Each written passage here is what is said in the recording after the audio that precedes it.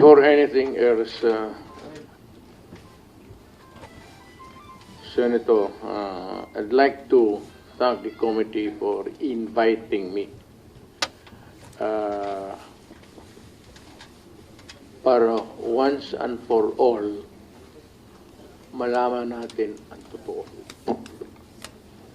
So, I would like to request sa inyo na huwag ninyo akong ituring president or kaibigan. Treat me as a witness and tignan natin kung lalabas yung totoo. So, with your permission, at maraming salamat po sa inyong lahat for inviting me. I'd like to start my mandate as President of the Republic was to protect the country and the Filipino people. Do not question my policies because I offer no apologies, no excuses. I did what I had to do. And whether you believe it or not, I did it for my country. The war on illegal drugs is not about killing people. It is about protecting the innocent and the defenseless. The war on drugs is about the eradication of illegal substances such as shabu, cocaine, heroin, marijuana, party drugs, and the like, as a menace which ruins people, families, communities, and relationships, and tears apart the social fabric which binds society together in peace, harmony, and brotherhood. It is not unlike slogans which serve as calls for a better future, such as the war on waste, war on corruption, and war against climate change. I have always viewed people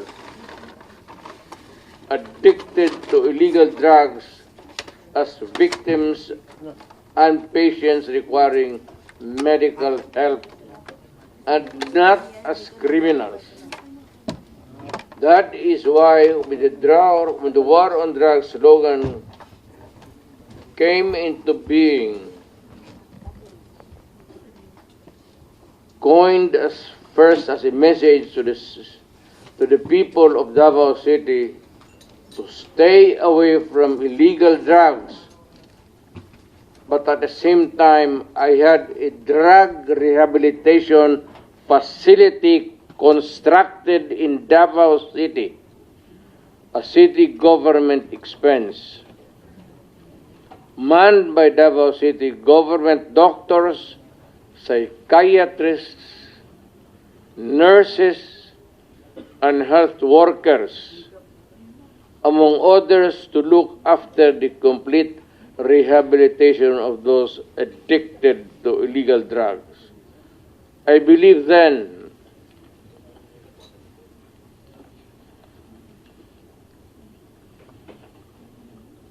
and I still believe now that rehabilitation and not fear of death or incarceration to be the key to the return of the addicted individuals back to the mainstream of a just and forgiving society. But no mistake about it, I hate drugs. I loathe the purveyors, the merchants, and the pushers of this demonizing element. I have not failed to emphasize this from the very day of the campaign when I ran for the presidency in 2016. This was my covenant with the Filipinos who believed in me. And to this day, must still agree with what in government have achieved. It is unfortunate that drug-related crimes are on the rise again. Every day you can read about children being raped, people getting killed and robbed. And just recently, a drug den was raided within the Malacanang complex. This clearly manifests that the purveyors of this menace are back in business.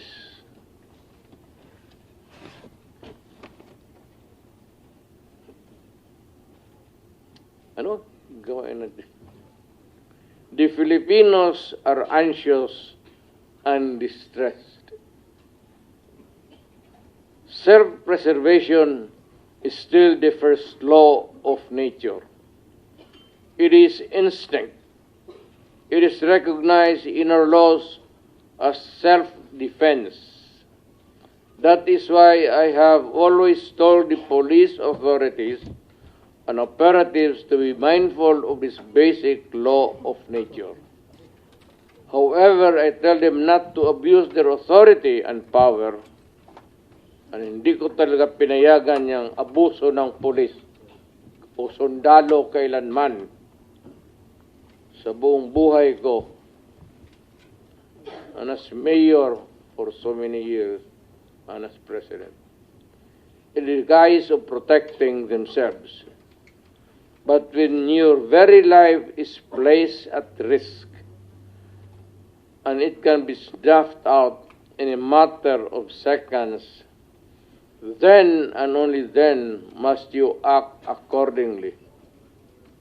Repel the aggression only in self-defense. Alam mo, matagal ako nagturo sa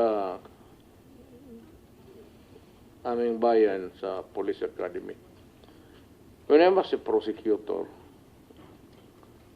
to augment my income, noon na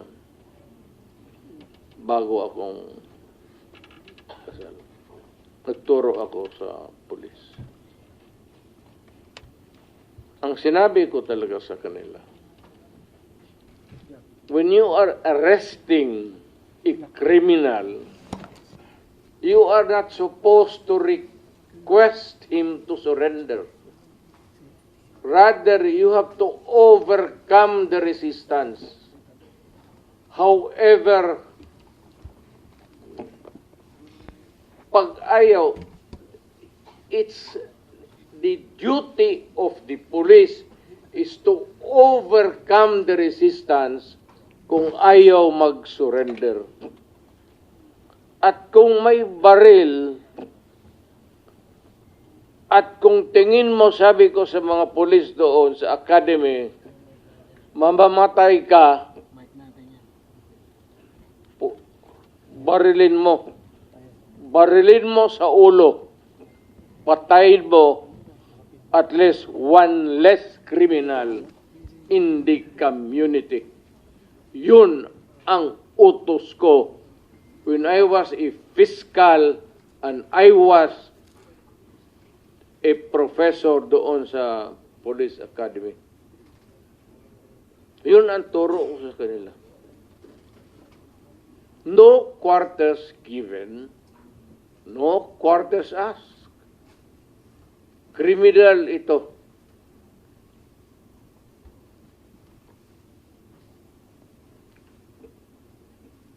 Repel the aggression only in self-defense.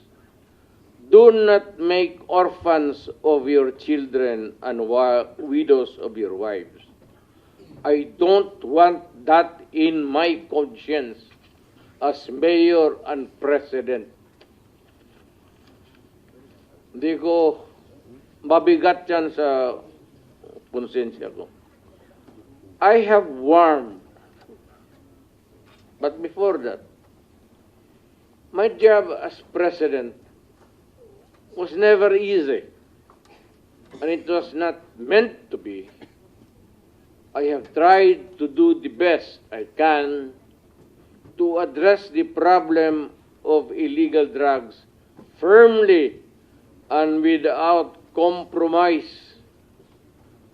For all of its successes and shortcomings, I alone take full legal responsibility sa lahat na nagawa ng mga pulis pursuant to my order.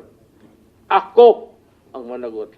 At ako ang makulong. Huwag yung pulis na sumunod sa order ko. Kawawa naman. Nagtatrabaho lang. Yun ang gusto kong sabihin sa Pilipino at mabutit niyaya ninyo ako dito. Once and for all, yan ang gusto kong sabihin sa tao.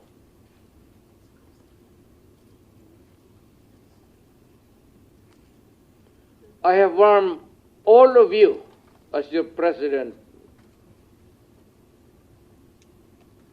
then and as a private citizen now. Drugs will destroy the Filipino. It will destroy my country. And I will never allow it. Baski ako empleyado sa gobyerno o private citizen, I would do what is necessary to protect my country, my community, at yung mga anak natin. This is a matter of principle. At papagkamatayan ko yan. Maraming salamat. I'm ready to answer your question. Thank you, Mr. President.